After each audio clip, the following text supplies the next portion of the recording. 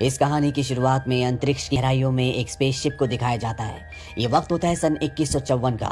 ये वो वक्त है जब धरती पर इंसानों ने सभी नेचुरल रिसोर्सेज को पूरी तरह से खत्म कर दिया है। इसीलिए ऊर्जा के नए रिसोर्स के लिए इंसान एक दूसरे ग्रह पर जा रहे हैं, जिस ग्रह का नाम है पेंडोरा।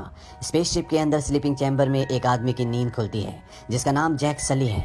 जैक कहता है कि पिछले 6 सालों से जब से हम धरती से चले तब से हम सब के सब इन स्लीपिंग चैम्बर्स में सो रहे हैं। जैक बताता है कि मैं कभी भी इस प्रोजेक्ट का हिस्सा नहीं था, बल्कि मेरा भाई था जो कि एक साइंटिस्ट था। पर इस सफर पर आने से पहले एक चोर ने चंद पैसों के लिए गोली मारकर उसकी हत्या कर दी। मेरे और मेरे भाई का डीएनए सेम था, इसीलिए उसकी जगह मुझे इस प्रोजेक्ट में शामिल कर लिया गया, क्योंकि मेरे भाई के ऊपर कंपनी ने बहुत पैसा खर्च किया था। मैं तो एक सैनिक था जिसने जंग में अपने दोनों पैर गंवा दिए। इसके बाद दिखाया जाता है कि ये पेंडोरा ग्रह पहुंच जाते हैं, जहां पर बहुत बड़े बड़े रोबोट्स होते हैं। साथ ही यहाँ पर चारों तरफ लोग होते हैं जिनके चेहरे पर मास्क और हाथों में हथियार होते हैं। पृथ्वी पर ये सब सैनिक थे, पर यहाँ पर ये पैसों के लिए काम करते हैं। यहाँ का वातावरण इंसान के अनुकूल नहीं है, यानी कि इंसान इस वातावरण में सांस नहीं ले सकता। इसके बाद कर्नल माइल्स को दिखाया जाता है, जो कि यहाँ की सिक्योरिटी ऑपरेशन के हेड हैं। वो बताते हैं कि ये जगह नर्क से भी बदतर है। इस ग्रह पर हर वो चीज जो सांस लेती है वो तुम्हें मारना चाहती है। अगर तुम अपने आप को जिंदा रखना चाहते हो तो तुम्हें अपना ख्याल खुद रखना पड़ेगा। कर्नल की बातों से साफ साफ पता चलता है कि वो इस ग्रह से और इस ग्रह के जीवों से सख्त नफरत करते हैं। अब जैक साइंस लैब में जाता है, जहाँ इन्हें बहुत बड़े बड़े क्लोन्स दिखाए जाते हैं। दरअसल ये इस ग्रह पर रहने वाले लोगों के क्लोन्स हैं, जिन्हें इंसानों के और इस ग्रह पर रहने वाले लोगों के डीएनए से मिलाकर बनाया गया है। यानी कि ये दिखते तो बिल्कुल इस ग्रह के लोगों की तरह हैं, जिन्हें नावी कहा जाता है, पर इनके अंदर इंसानों का भी डीएनए है। ये एक तरह का साइंस एक्सपेरिमेंट है, जिसमें इंसान का दिमाग इन क्लोन्स को पूरी तरह से कंट्रोल करेगा। जैक को उसके भाई का क्लोन दिखाया जाता है, जो अब जैक का क्लोन है। इन क्लोन्स को अवतार कहा जाता है, इसीलिए इस पूरे एक्सपेरिमेंट का नाम अवतार होता है। यहाँ पर जैक की मुलाकात डॉक्टर ग्रेस से भी होती है, जो अवतार प्रोग्राम की हेड है। दरअसल उसे जैक की नहीं बल्कि उसके भाई की जरूरत थी, जो अब इस दुनिया में नहीं रहा। इस बात से नाराज होकर वो पार्कर के पास जाती है। पार्कर इस पूरे प्रोग्राम का हेड है। वो पार्कर को कहते हैं कि मुझे किसी फौजी की जरूरत नहीं है, बल्कि एक वैज्ञानिक की जरूरत है। पार्कर उसे कहता है कि हम लकी थे कि उसके भाई से उसका डीएनए मैच करता था, और अब मैं जैक को तुम्हारे साथ सिक्योरिटी ऑफिसर बनाकर भेजूंगा। अगर हम इस ग्रह पर रहने वाले लोगों की तरह दिखेंगे तो हम उनसे जल्दी दोस्ती कर पाएंगे, लेकिन हमारे रिश्ते दिन ब दिन उनसे बिगड़ते जा रहे हैं। ग्रेस कहती है कि अगर तुम उन पर गोली चलाओगे तो रिश्ते बिगड़ेंगे ही। पार्कर उसे पत्थर दिखाता है जिसे अनऑप्टेनियम कहा जाता है, जो इस ग्रह की जमीन के अंदर भरपूर मात्रा में भरा हुआ है। पार्कर कहता है कि हम इस ग्रह पर इस बेशकीमती पत्थर की वजह से है, जो हमारी दुनिया में 1 किलो 100 करोड़ का बिकता है। इस पूरे प्रोजेक्ट का खर्चा, तुम्हारे साइंस का खर्चा सब इसी पत्थर से आता है, इसीलिए जो भी हमारे बीच में आएगा हमें उसे अपने रास्ते से हटाना होगा। इसके बाद जैक को दिखाया जाता है, जो एक स्लीपिंग चैम्बर के अंदर जाता है। दरअसल एक मशीन है जिसके अंदर जाने के बाद इंसान गहरी नींद में चला जाता है, पर उसका क्लोन जो उसके डीएनए से बना है वो पूरी तरह से एक्टिव हो जाता है। यानी कि उसका इंसानी शरीर तो सो जाता है, पर उसका वो शरीर जो उसके डीएनए से और इस ग्रह पर रहने वाले लोगों के डीएनए से बना है, जिसे अवतार कहा जाता है, वो जाग जाता है। और जब जैक का अवतार जागता है तो बहुत खुश होता है, क्योंकि इस अवतार में उसके पैर बिल्कुल ठीक है। वो डॉक्टर्स के मना करने पर भी खड़ा हो जाता है और इस जगह से बाहर निकल जाता है। बाहर निकलने के बाद वो पूरी तेजी से भागता है। ये उसके लिए एक सपने की तरह है, क्योंकि एक इंसान जिसके पैर नहीं है, उसकी जिंदगी में इससे बड़ी कोई बात नहीं हो सकती कि वो अपने पैरों पर भाग रहा है। यहाँ पर डॉक्टर ग्रेस भी आती है। वो जैक से पूछती है कि तुम्हें कैसा लग रहा है। जैक कहता है कि मैं बता नहीं सकता। अब रात हो जाती है और इन सब अवतार को, जितने भी क्लोन्स होते हैं, इन सब को सुला दिया जाता है। और जैसे ये सोते हैं, जैक अपने इंसानी जिस्म में उड़ जाता है। यानी कि जब अवतार सोता है तो इंसानी जिस्म उठता है, और जब इंसानी जिस्म सोता है तो अवतार उड़ जाता है। अब अगले दिन कर्नल माइल्स जैक को अपने पास बुलाते हैं। वो कहते हैं कि मैंने तुम्हारा रिकॉर्ड चेक किया, तुम काफी बड़ी बड़ी जंगें लड़ चुके हो। मुझे तुम्हारे जैसे सिपाही की जरूरत है। मुझे साइंस के प्रोजेक्ट में कोई भी दिलचस्पी नहीं है। जहाँ पर इस ग्रह के लोग रहते हैं, जहाँ पर उनका गाँव है, वहाँ पर बहुत सारा अनऑप्टेनियम है। मैं चाहता हूँ कि तुम उनके बीच जाओ, उनमें शामिल हो जाओ, उनसे दोस्ती करो, और जब सही वक्त आए तो तुम उन्हें गाँव खाली करने के लिए कहना, ताकि उस जगह से हम सारा अनऑप्टेनियम निकाल लें। अगर तुम मेरा काम करोगे तो मैं तुम्हारी टांगे हमेशा के लिए ठीक करवा दूंगा, तुम्हारी असली टांगे। जैक कहता है कि मैं आपके लिए जरूर काम करूंगा। अब अगले दिन जैक, ग्रेस, नॉम और उसके कुछ साथी कैंप से बाहर जंगल में पहुंच जाते हैं, जहां पर इस ग्रह के लोग और बहुत खतरनाक जानवर रहते हैं। ग्रेस पेड़ पौधों के सैंपल ले रही होती है, तभी जैक उनसे अलग इस जंगल को देखने लगता है। उसके सामने एक बहुत ही खूबसूरत पौधा होता है। जैसे वो उसे टच करने की कोशिश करता है, वो बंद हो जाता है।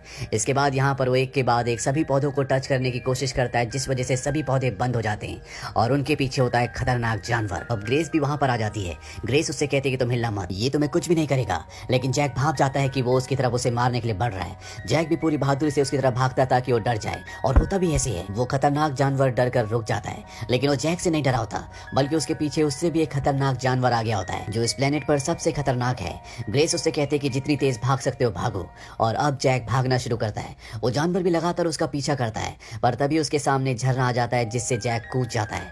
इस तरह से जैक अपनी जान तो बचा लेता है, पर वो अपने साथियों से अलग हो चुका है। अब वो इस खतरनाक जंगल में भटक रहा है, उसे नहीं पता कि उसे कहाँ जाना चाहिए। तभी हमें पेड़ के ऊपर दिखाया जाता है जहाँ पर एक लड़की होती है जिसका नाम निटिरी है, जो इसी ग्रह की है। वो जैक को देख लेती है और अब वो उसे अपने तीर से मारने वाली होती है कि तभी उसके तीर के ऊपर एक अजीब सी चीज आकर बैठ जाती है, जिस वजह से वो जैक को नहीं मारती। जैक को भटकते भटकते रात हो जाती है। चारों तरफ से खतरनाक जानवरों की आवाज आ रही होती है। जैक बड़ी मुश्किल से आग जलाता है, पर तभी उस पर इस ग्रह के जंगली कुत्ते, जो कि बहुत खतरनाक होते हैं, एक साथ हमला कर देते हैं। जैक उनका सामना करने की कोशिश भी करता है, पर वो इतने सारों को मार नहीं सकता। इससे पहले कि वो जंगली कुत्ते जैक को मारते, यहाँ पर वही लड़की जिसका नाम निटिरी है, जो जैक को तीर मारने वाली थी, वो आ जाती है और वो सभी जंगली कुत्तों को मार कर भगा देती है। इसके बाद वो जाने लगती है, लेकिन जैक भी उसका पीछा करता है और कहता है कि मैं तुमसे तुम्हारी चीजें सीखना चाहता हूँ। निटिरी कहती है कि आसमानी लोग सीख नहीं सकते क्योंकि उन्हें कुदरत नहीं दिखती, तुम्हें यहाँ पर नहीं होना चाहिए था। और तभी जैक के ऊपर उसी तरह के फूल जो निटिरी के तीर के ऊपर आकर बैठे थे, पूरे शरीर पर बैठ जाते हैं। ये देखकर निटिरी पूरी तरह से हैरान हो जाती है। जैक उससे पूछता है कि सब क्या है। वो बताती है कि ये पवित्र आत्माओं के पेड़ के बीज हैं, तुम्हारी आत्मा बहुत पवित्र है। और इसके बाद वो जैक को अपने साथ ले जाने लगती है, पर तभी यहाँ पर उसी के कबीले के कुछ लोग आ जाते हैं जो जैक को बंदी बनाकर अपने कबीले में ले जाते हैं। निटिरी के पिता इस कबीले के सरदार होते हैं और उसकी मॉम एक स्पिरिचुअल गुरु होती है जो जैक का खून टेस्ट करती है और वो समझ जाती है कि ये एक पवित्र आत्मा है। जैक कहता है कि मैं तुम्हारे तौर तरीके सीखना चाहता हूँ, तुम किस तरह से शिकार करते हो मैं ये भी सीखना चाहता हूँ। और वो जैक को सिखाने के लिए मान जाते हैं। रात को जैक यहाँ पर सो जाता है और अगले पल वो अपने कैंप में, जहाँ पर उसका इंसानी शरीर है, वो उठ जाता है। जैक को जिंदा देखकर सब बहुत हैरान होते हैं क्योंकि सभी को अभी तक यही लग रहा होता है कि जैक के अवतार वाले शरीर को मार दिया गया होगा। जैक बताता है कि मैं उनके कबीले में शामिल हो चुका हूँ और वो मुझे सिखाने के लिए तैयार हो गए हैं, अब मैं भी उनके परिवार का हिस्सा हूँ। ये सुनकर सब बहुत खुश होते हैं। पीटर जैक से कहता है कि जहाँ पर उनका गाँव बसा है वो पूरा एरिया 200 किलोमीटर तक फैला है और वहाँ पर अनऑब्टेनियम का भंडार है। तुम्हें उन्हें वहाँ से हटने के लिए कहना होगा क्योंकि मैं किसी तरह का खून खराबा नहीं चाहता। जैक कहता है कि अगर उन्होंने अपना गाँव खाली नहीं किया तो क्या। कर्नल कहता है कि तुम्हारे पास 3 महीने हैं, इसके बाद हम अपना तरीका अपनाएंगे। और अब जैक रोज उनके गाँव में जाना शुरू कर देता है, जहाँ निटिरी उसे ट्रेनिंग देना शुरू कर देती है कि जंगलों में कैसे जाया जाता है, पेड़ों पर कैसे भागा जाता है, किस तरह से हथियार चलाए जाते हैं। जैक भी उनके तौर तरीके पूरी शिद्दत से सीख रहा होता है और बहुत जल्दी वो उनकी लगभग सभी कलाओं को, उनकी जीवन शैली को पूरी तरह से सीख जाता है। और एक दिन निटिरी जैक से कहती है कि अब तुम नावी बनने के लिए तैयार हो। दरअसल ये इस कबीले का एक रिवाज है जहाँ पर हर एक इंसान को ट्रेनिंग करवाई जाती है और जब वो सभी कलाओं में परफेक्ट हो जाता है तो उसे नावी बना दिया जाता है, यानी एक तरह का योद्धा। निटिरी कहती है लेकिन इससे पहले तुम्हें अपना इकरान चुनना होगा। यहाँ पर बहुत बड़े बड़े पक्षी हैं जिनके ऊपर बैठकर यहाँ के लोग सवारी करते हैं, लेकिन एक नावी अपनी पूरी जिंदगी में सिर्फ एक ही पक्षी चुन सकता है, जिसके लिए एक बहुत लंबा सफर तय करना पड़ेगा। और अब जैक किसी कबीले के बाकी लोगों के साथ, जिनकी ट्रेनिंग पूरी हो चुकी है, जो अपना इकरान चुनने के लिए जा रहे हैं, जैक भी उनमें शामिल हो जाता है। ये एक बहुत लंबा सफर होता है जहाँ पे आसमान में बादलों से भी ऊपर उड़ने वाले पहाड़ होते हैं। ये सब के सब उस रास्ते से उस जगह पहुंच जाते हैं जहाँ पर बहुत सारे इकरान होते हैं। निटिरी भी अपने इकरान के ऊपर बैठकर इस जगह तक पहुंच जाती है। सबसे पहले जैक को भेजा जाता है। जैक निटिरी से पूछता है कि मुझे कैसे पता चलेगा कि मेरा इकरान कौन सा है। निटिरी कहती है कि वो तुम पर हमला करेगा और इसके बाद जैक वहाँ पर इकरान चुनने के लिए जाता है। एक इकरान उस पर हमला करता है। जैक बड़ी मुश्किल से उसे अपने कंट्रोल में ले लेता है और इसके बाद वो उसकी सवारी करता है। शुरू में जैक को बहुत प्रॉब्लम होती है, लेकिन जल्दी वो सीख जाता है कि इकरान को कैसे कंट्रोल किया जाता है। और इसके बाद जैक और निटिरी अपने अपने इकरान पर आसमान की लंबी लंबी सैर करते हैं। निटिरी कहीं ना कहीं अब जैक को पसंद भी करती है, जैक भी निटिरी को पसंद करता है। और एक दिन जब ये दोनों के दोनों अपने अपने इकरान पर होते हैं, तभी आसमान से एक बहुत बड़ा इकरान जो छोटे इकरानों को खा जाता है, जैक के ऊपर हमला करता है, जिस वजह से जैक और निटिरी को भागना पड़ता है। ये दोनों के दोनों किसी तरह से उस इकरान से बच जाते हैं। रात को इकिरी बताती है कि इसे त्रुक कहा जाता है। आज तक नावी कुल के इतिहास में सिर्फ 5 बार लोगों ने इसकी सवारी की है। ये हमारी दुनिया में सबसे शक्तिशाली है। मेरे दादा के दादा ने इस पर सवारी की थी। ये वो वक्त था जब हमारी दुनिया बहुत मुश्किलों से गुजर रही थी, पर मेरे दादा के दादा ने जब तुरुक की सवारी की तो सभी कबीले एक हो गए। जैक को इनके रीति रिवाज, इनका रहन सहन बहुत पसंद होता है और जैक ने अपनी परीक्षा भी पूरी कर ली है, इसीलिए जैक को पूरे रीति रिवाजों से ये अपने में शामिल कर लेते हैं। निटिरी जैक को एक पवित्र जगह पर ले जाती है। वो कहती है कि यहाँ हम प्रार्थना करते हैं, इसे आवाजों का पेड़ कहा जाता है, हमारे पूर्वजों की आवाजें। और जब जैक अपने बालों को उस पेड़ की लताओं से जोड़ता है तो उसे सच में वहाँ से आवाजें आती है। निटिरी उसे बोलती है कि अब तुम हम में से एक हो, अब तुम इस वृक्ष की लकड़ी से एक धनुष बना सकते हो और कबीले से किसी भी लड़की को अपने लिए चुन सकते हो। जैक कहता है कि मैं पहले चुन चुका हूँ, पर उसे भी मुझे चुनना होगा। निटिरी समझ जाती है कि वो उसी के बारे में बात कर रहा है। निटिरी कहती है कि वो पहले चुन चुकी है और इसके बाद ये एक दूसरे के बहुत करीब आ जाते हैं। अगली सुबह जब निटिरी की आंखें खुलती है तो वो देखती है कि वहाँ पर एक बहुत बड़ी मशीन है जो चारों तरफ पेड़ों को तोड़ रही है। वो जैक को उठाने की कोशिश करती है, पर जैक इंसानों की दुनिया में यानी कि इंसानी रूप में उठा होता है। उसे यहाँ उठने के लिए मशीन के अंदर जाना होगा। जैक जल्दी से मशीन के अंदर जाता है, जिससे उसकी क्लोन वाली बॉडी एक्टिव हो जाती है। वो जाग जाता है। वो देखता है कि इंसान कुल देवता के वृक्ष को तोड़ रहे हैं। वो उस मशीन के ऊपर चढ़ जाता है और उसके कैमरे को तोड़ देता है, पर तभी यहाँ पर सिपाही उस पर गोलियां चलाते हैं, जिस वजह से जैक वहाँ से निकल जाता है। दरअसल 3 महीने पूरे हो चुके हैं और अब पीटर और कर्नल के आदमी इस जगह पर हमला करने वाले हैं। जेक और निटिरी कबीले के पास जाते हैं। यहाँ पर ग्रेस भी होती है, जो इन्हीं के रूप में होती है। जेक और ग्रेस इन्हें बताना चाहते हैं कि इन पर हमला होने वाला है, पर इससे पहले कि उन्हें बताते, कर्नल उस कैमरे में जिस कैमरे को जेक ने तोड़ा था उसमें जेक की फोटो देख लेता है। इस बात से कर्नल को बहुत गुस्सा आता है और वो उस जगह जाता है जहाँ पर स्लीपिंग चैम्बर्स हैं। दरअसल ये स्लीपिंग चैम्बर्स इनके बेस से बहुत दूर जंगल में होते हैं। कर्नल वहाँ पर पहले ग्रेस का और उसके बाद जेक का स्लीपिंग चैम्बर ऑफ कर देता है, जिससे वो उस दुनिया में यानी कि क्लोन रूप में पूरी तरह से डेड हो जाते हैं और इंसानी रूप में होश में आ जाते हैं। जेक और ग्रेस पीटर और कर्नल को समझाने की कोशिश करते हैं कि उनके घर को, उनके जंगल को तबाह मत करो।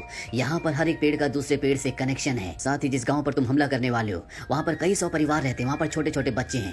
पीटर इन दोनों को कहता है कि तुम्हारे पास आखिरी मौका है, मैं तुम्हें 1 घंटा देता हूँ, 1 घंटे में उस जगह को खाली करवा दो। जैक और ग्रेस अपने स्लीपिंग चैम्बर में चले जाते हैं और इसके बाद वो अपने अवतार वाले रूप में जागते हैं, जहाँ पर जैक कबीले वालों को बताता है कि यहाँ पर बहुत जल्दी इंसानी आर्मी आने वाली है। वो तुम्हारे पूरे गाँव को तबाह कर देगी। तुम चाहकर भी उनके हथियारों का सामना नहीं कर सकते। इंसानों ने मुझे इसीलिए यहाँ पर भेजा था। ये सुनकर निटिरी पूरी तरह से शॉक्ड हो जाती है। वो जैक से पूछती है कि तुम्हें पता था कि ये सब होने वाला है? जैक कहता है कि हाँ, लेकिन अब मैं तुमसे प्यार करता हूँ, इस जगह से प्यार करता हूँ, मैं तुम में से एक हूँ। निटिरी को बहुत गुस्सा आता है। वो कहती है कि तुम हम में से एक कभी नहीं हो सकते। और इसके बाद जैक को और ग्रेस को बंदी बना लिया जाता है और कबीले का जो सरदार होता है वो ऐलान करता है कि हम इंसानों का मुकाबला करेंगे। वहीं कर्नल अपनी पूरी फौज लेकर इनके गाँव तक पहुंच जाता है। यहाँ पर एक बहुत विशाल पेड़ होता है। इतना विशाल पेड़ इस पूरे प्लेनेट पर और कहीं भी नहीं होता। कर्नल देखता है कि जेक को और ग्रेस को बंदी बना लिया गया है। वो समझ जाता है कि इन लोगों ने इनकी बात नहीं मानी, इसीलिए वो अपनी आर्मी को इन पर हमला करने का ऑर्डर देता है और एक के बाद एक कई मिसाइलें छोड़ी जाती है, जिस वजह से बहुत सारे नावी लोग मारे जाते हैं। चारों तरफ तबाही का मंजर होता है और तभी निटिरी की मॉम, जो कि धर्मगुरु भी है, वो चाकू लेकर जेक के पास आती है और उसे कहती है कि अगर तुम हम में से एक है तो मदद करो।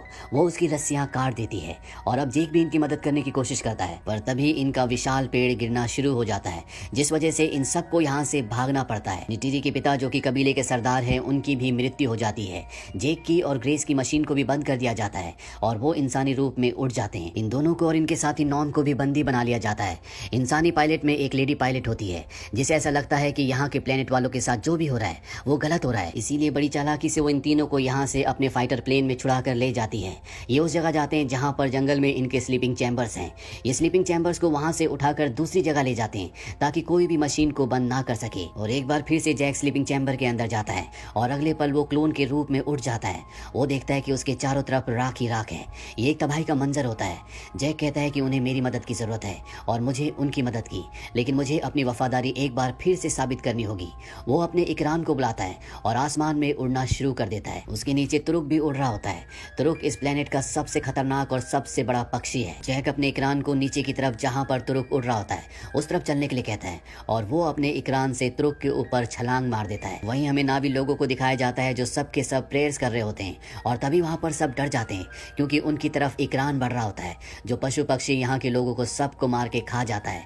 पर जब यहाँ के लोग ध्यान से देखते हैं तो वो देखते हैं कि उसके ऊपर जैक सवारी कर रहा है। ये देखकर सबके सब डर जाते हैं, क्योंकि आज से पहले सिर्फ 5 ही लोग तुरुक की सवारी कर पाए। निटिरी को भी एक बार फिर से जैक पर विश्वास हो जाता है।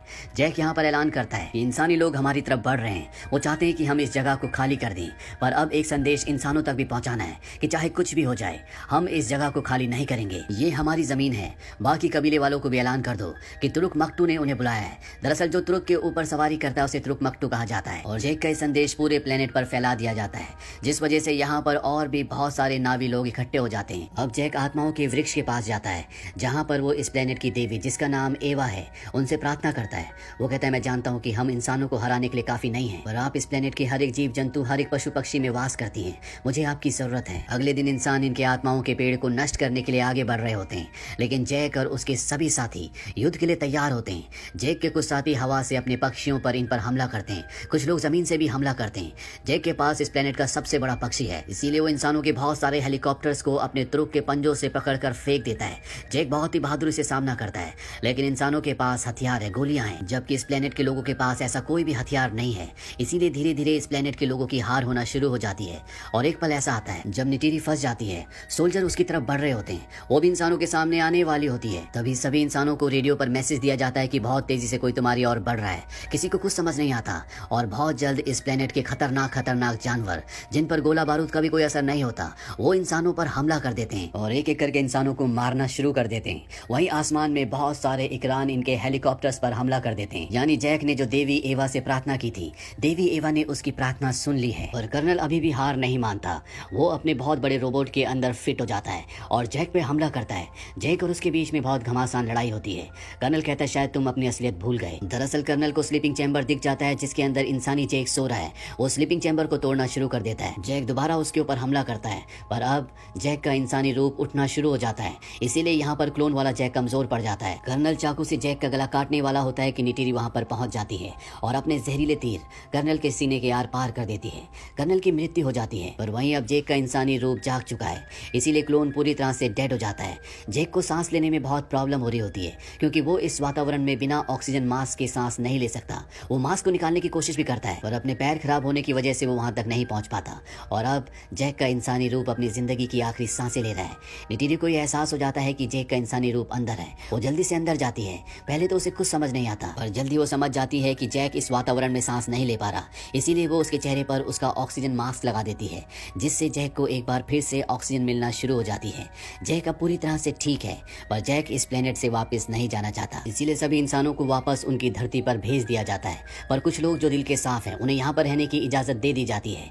जैक भी इसी प्लेनेट पर रुक जाता है। इसके बाद जैक के इंसानी शरीर को और उसके क्लोन वाले शरीर को आत्माओं के पेड़ के पास लाया जाता है, जहाँ पर सभी नावी लोग आत्माओं के पेड़ से प्रार्थना करते हैं और जैक के इंसानी शरीर की आत्मा हमेशा के लिए क्लोन वाले शरीर में ट्रांसफर कर दी जाती है। यानी कि अब वो हमेशा के लिए एक नावी बन गया है। अब वो पूरी तरह से इन्हीं लोगों में से एक है। इसी के साथ ये फिल्म यहीं पर खत्म हो